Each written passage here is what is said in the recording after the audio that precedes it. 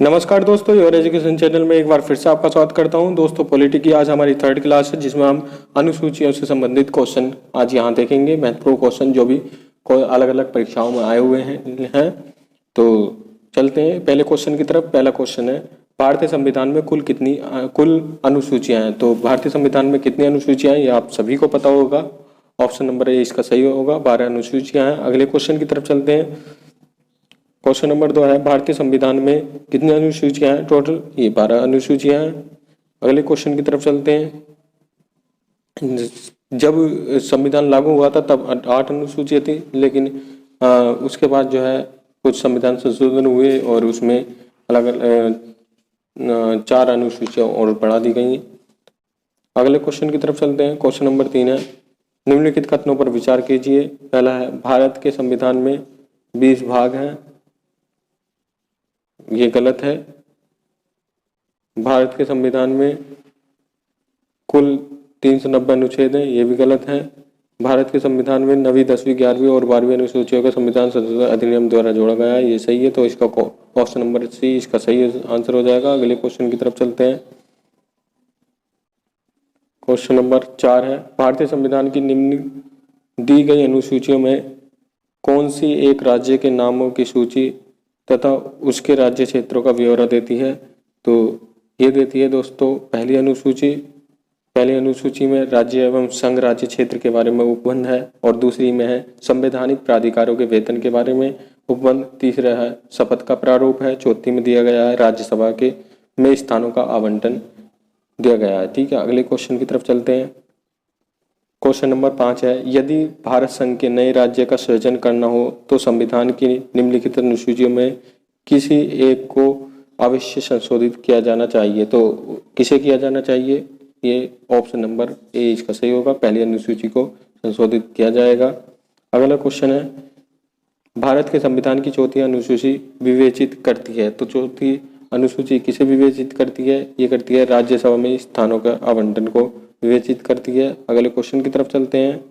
Question number 7 है, दोस्तों अगर आपको इस वीडियो का पीडीएफ चाहिए वो आप मेरे टेलीग्राम चैनल से ले सकते हैं। वहाँ पर मैं हर एक वीडियो का पीडीएफ प्रोवाइड कराता हूँ। टेलीग्राम का लिंक मैंने डिस्क्रिप्शन में देख रखा है, वहाँ जाइए और वहाँ से आप टेलीग्राम ग्रुप ज्वाइन करिए और जितने भी पीडीएफ आपको चाहिए वो सभी पीडीएफ यहाँ पर मौजूद मिलेंगे आपको।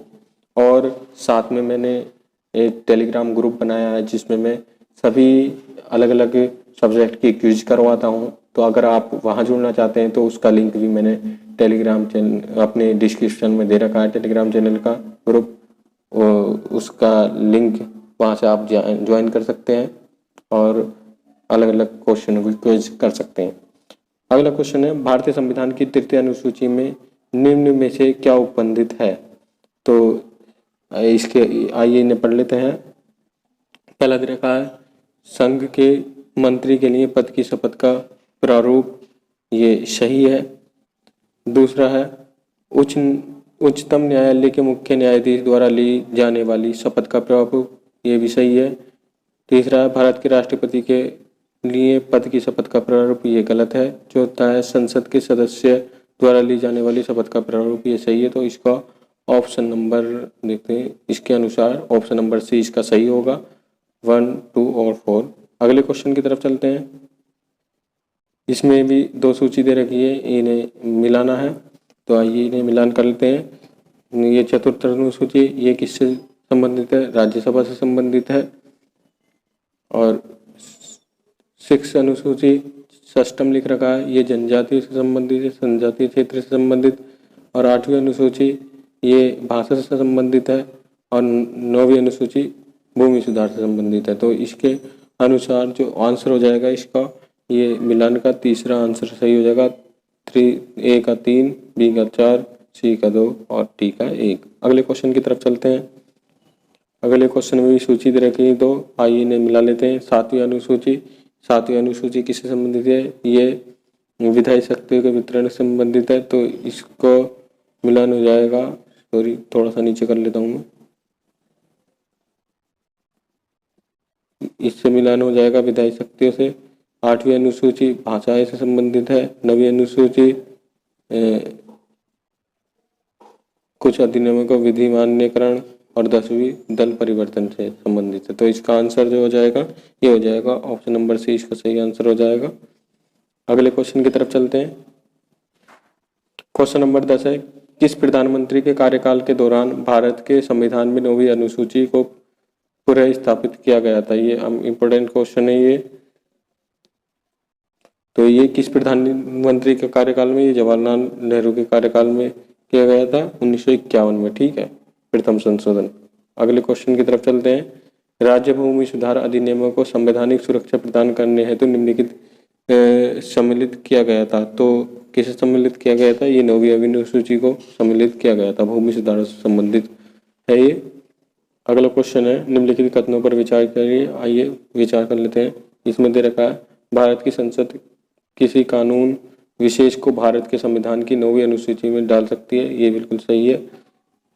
दूसरा है, 9वीं अनुसूची में डाले गए किसी कानून की वैधता का परीक्षण किसी न्यायालय द्वारा नहीं किया जा सकता है एवं उसके ऊपर कोई निर्णय भी नहीं किया जा सकता। ये गलत है, क्योंकि न्यायालय उस पर निर्णय भी ले सकता है और वैधता का परीक्षण भी कर सकता है। तो ऑप्शन नंबर इसका ए सही हो जाएगा। अगले क्वेश्चन की तरफ चलते हैं। इसमें मिलान करने को कह रहा है ये, तो आइए मिलान करते हैं। संघ सूची में कितनी प्रविष्टियां हैं? ये आप सभी को पता होगी। संघ सूची में 97 प्रविष्टियां हैं। थोड़ा नीचे कर लेता हूँ मैं, देखिए संघ सूची में 97 प्रविष्टियां हैं, ये सही है। राज्य सूची में 66 प्रविष्टियां हैं और समवर्ती सूची में 47 प्रविष्टियां हैं। जो अब जो हैं फिलहाल में ये तो 98 हो गई हैं और ये 59 हो गई हैं, और सॉरी ये जो है 52 हो गई हैं और ये 59 हो गई, ठीक है। तो इसका जो आंसर सही होगा वो होगा ऑप्शन नंबर बी, इसका सही आंसर होगा। अगले क्वेश्चन की तरफ चलते हैं। भारत के संविधान के अंतर्गत आर्थिक योजना का विषय है। तो आर्थिक योजना का विषय कौन सा है? समवर्ती सूची में डाला गया है ये, ठीक है। अगले क्वेश्चन की तरफ चलते हैं। आर्थिक नियोजन भारतीय संविधान की किस सूची में सम्मिलित है? तो ये समवर्ती सूची में सम्मिलित है। ऑप्शन नंबर सी इसका सही आंसर हो जाएगा। अगले क्वेश्चन की तरफ चलते हैं। निम्नलिखित में से कौन सा विषय समवर्ती सूची का है? तो इसमें से समवर्ती सूची का विषय जो है वह है पुलिस। ये समवर्ती सूची का नहीं है, राज्य सूची का है। और आपराधिक मामले ये समवर्ती सूची के हैं, ठीक है। ऑप्शन नंबर बी इसका सही आंसर होगा। अगला क्वेश्चन है, निम्नलिखित में से कौन सी मद भारत के संविधान की समवर्ती सूची में है? तो समवर्ती सूची में इनमें से कौन सी है? जनसंख्या नियंत्रण और परिवार नियोजन समवर्ती सूची से संबंधित है। अगले क्वेश्चन की तरफ चलते हैं। बाकी सब जो है ये राज्य सूची से संबंधित है, ठीक है। अगले क्वेश्चन की तरफ चलते हैं। निम्नलिखित में कौन सा सही सम्मिलित नहीं है? तो सार्वजनिक स्वास्थ्य एवं स्वच्छता ये राज्य सूची का भी है, ये सही है। जनगणना संघ सूची का सही है। राज्यसभा में सीटों का आवंटन द्वितीय अनुसूची ये गलत है, ठीक है। दल बल विरोध 10वीं अनुसूची ये सही है। तो इसमें ऑप्शन नंबर सी इसका सही आंसर हो जाएगा। उसने पूछा है कौन सा सम्मिलित नहीं है, ठीक है। अगले क्वेश्चन की तरफ चलते हैं। निम्नलिखित में से कौन सा विषय समवर्ती सूची में है? तो इसमें से कौन सा विषय समवर्ती सूची में? शिक्षा जो है समवर्ती सूची में आती है ये। ऑप्शन नंबर बी इसका सही आंसर हो जाएगा। अगला क्वेश्चन है, शिक्षा जो प्रारंभ राज्य सूची का विषय था उसे समवर्ती सूची में स्थानांतरित कब किया गया? ये बहुत अच्छा क्वेश्चन है, अधिकतर पूछ लेता है और ये इसका आंसर गलत ही लगाते हैं, क्योंकि ये तो पता है कि समवर्ती सूची का विषय है, लेकिन कब ये स्थानांतरित किया गया था इसे ये सभी को नहीं पता होता है। तो इसका आंसर है 42वें संविधान संशोधन द्वारा किया गया था ये। ऑप्शन नंबर सी इसका बिल्कुल सही होगा, ठीक है। तो अगर जो सन पूछने लग जाता है तो ये संशोधन जो किया गया था 1976 में किया गया था, ठीक है। 1976 की धारा 57 द्वारा किया गया था। अगले क्वेश्चन की तरफ चलते हैं। क्वेश्चन नंबर 21 है, भारत के संविधान के अंतर्गत निम्न विषय तथा संबंधित सूची के बारे में निम्न युग्मों से कौन सा सम्मिलित नहीं है? तो कौन सा सम्मिलित नहीं है, आइए इसे हम देख लेते हैं। वन जो है वो समवर्ती सूची का विषय है, ये सही है। और शेयर बाजार समवर्ती सूची का विषय नहीं है, ये गलत है। डाकघर बचत बैंक ये संघ सूची का है। जन स्वास्थ्य राज्य सूची का सही है, तो इसका सही आंसर हो जाएगा ऑप्शन नंबर बी, इसका सही आंसर हो जाएगा। अगले क्वेश्चन की तरफ चलते हैं। ये सूची दे रखी दो, इन्हें दोनों को सुमेलित करना है। तो केंद्र सूची में जो आता है वो आता है जनगणना। राज्य सूची में इसमें से क्या आता है, वो आता है राज्य सूची में पुलिस और सार्वजनिक व्यवस्था। समवर्ती सूची में आता है अपना जनसंख्या नियंत्रण एवं परिवार नियोजन। अवशिष्ट विषय जो आते हैं ये अंतरिक्ष अनुसंधान से रिलेटेड है। तो इसका जो सही आंसर हो जाएगा, सही मिलान हो जाएगा, वो हो जाएगा ऑप्शन नंबर इसका ए सही हो जाएगा 3142। अगले क्वेश्चन की तरफ चलते हैं। भारतीय संविधान के निम्नलिखित में से कौन से प्रावधान शिक्षा पर प्रभाव डालते हैं? तो इनमें से कौन से प्रावधान शिक्षा पर प्रभाव डालते हैं? ये राज्य की नीति के निर्देशक सब तत्व ये भी डालते हैं, ये सही है। ग्रामीण और शहरी स्थानीय निकाय ये भी सही है। पंचम अनुसूची ये भी सही है। षष्ठम अनुसूची ये भी सही है। सप्तम अनुसूची ये भी सही है। तो इसका जो सही आंसर हो जाएगा ये ऑप्शन नंबर डी, इसका सही आंसर हो जाएगा 1 2 3 4 एवं 5। अगले क्वेश्चन की तरफ चलते हैं। क्वेश्चन नंबर 24 है, भारत के संविधान की निम्नलिखित में से कौन सी एक अनुसूची में दल बदल विरोधी कानून प्रावधान किया गया है? तो दल बदल विरोधी कानून जो है वो 10वीं अनुसूची से रिलेटेड है। काफी अच्छा क्वेश्चन है, काफी बार पूछा गया। अगले क्वेश्चन की तरफ चलते हैं हम। क्वेश्चन नंबर 25 है, भारतीय संविधान की किस अनुसूची में दल विरोधी, ये 10वीं अनुसूची से संबंधित है। अगले क्वेश्चन की तरफ चलते हैं। भारतीय संविधान में 10वीं अनुसूची ये भी दल बदल से संबंधित है। ऑप्शन नंबर डी इसका सही आंसर होगा। एक ही क्वेश्चन कई बार पूछ लेते हैं अलग अलग तरीके से, तो सभी मैंने यहाँ पर दे दिए ताकि आप कंफ्यूज ना हो बिल्कुल भी। अगला क्वेश्चन है, भारतीय संविधान की 10वीं अनुसूची ये दल बदल से संबंधित है, ये आपको पता ही है। ऑप्शन नंबर ए इसका सही आंसर हो जाएगा। अगले क्वेश्चन की तरफ चलते हैं। क्वेश्चन नंबर 28 है, भारतीय संविधान की 7वीं अनुसूची के अंतर्गत संघ सूची में निम्नलिखित में से किसका उल्लेख नहीं है? तो किसका उल्लेख नहीं है?